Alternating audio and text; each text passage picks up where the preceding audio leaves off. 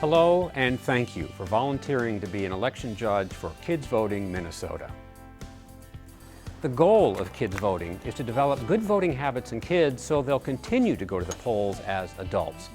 We do this by combining unique classroom activities with the hands-on experience of actually voting in an adult polling place. Together they have a powerful impact so that when kids turn 18 and become legal voters, they'll better understand their right and privilege and be able to make informed choices. In fact, communities that participate in kids voting average a 5% higher voter turnout among 18 to 20-year-olds. Want another fun fact? In the 2004 presidential election, Duluth, Minnesota had the highest voter turnout in the U.S. with 91.5%.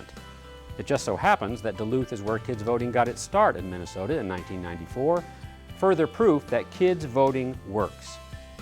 The turnout is exceptionally high. Minnesota leads the nation, Duluth leads the state.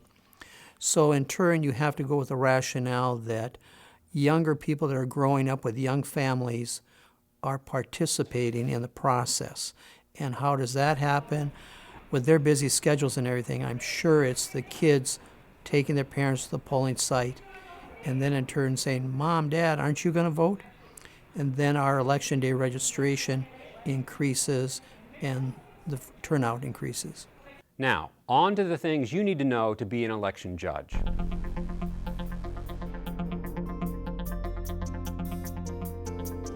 If your kid's voting polling place is an adult polling place, start by introducing yourself to the head election judge. He or she is the person in charge of everything that goes on at that particular polling place. The head judge should already know about kids voting and have a general idea of where the kids voting booths can be set up.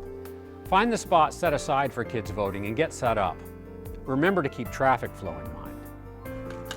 If you're volunteering for the first shift, you'll have to bring in all your materials: voting booths, a ballot box, ballots, pencils, erasers, pencil sharpeners, and a colored highlighter marker. Black markers are not allowed. There should be several "Vote Here" signs in your materials. Put one outside the door to the polling place and put one or two more in strategic locations with an arrow to show students where to go. Be sure your voting booths have a couple of pencils in them. You might even want to connect the pencils to the voting booth with some string and tape so they don't disappear.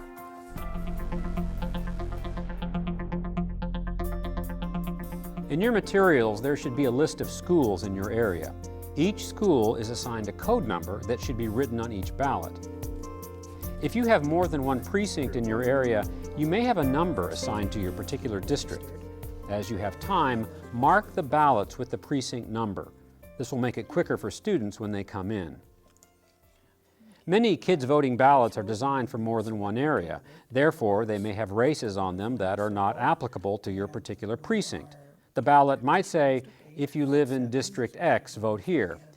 The best way to help students know what they are to vote on is to pre-mark the appropriate race using a colored marker. Again, do not use black markers as they will interfere with ballot scanners. When a student enters, "Hi, glad you're here today," ask what school he or she attends and mark it on their ballot. Also enter their grade level. This will speed up the process and allow students to spend their time voting, not entering data. Ask if the student has any questions. If not, give them a ballot and direct them to an empty voting booth. Show them where the ballot box is and tell them to place their ballot in the box without folding it.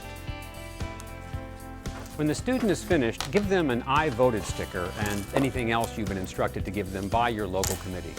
Say, "Thank you for voting. You've just completed a very important duty as a citizen of this country." If you volunteer for the last shift and you're there when the polls close, be sure you know your responsibilities regarding the delivery of ballots to the Kids Voting Election Headquarters. Gather all the election materials and clean up your area before you leave.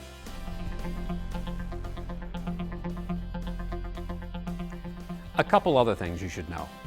Dress appropriately. Remember, you're representing Kids Voting Minnesota. Don't wear campaign buttons or shirts with political messages. Keep it objective and let the students decide. On behalf of everyone at Kids Voting Minnesota, thank you for volunteering. Although the students' votes will not count in the official election, you're playing an important part of their education. For many, this will be the first time they've been in a polling place. Set a good example and they'll be back again and again, especially when they reach legal voting age. And that's our goal. Thank you for voting.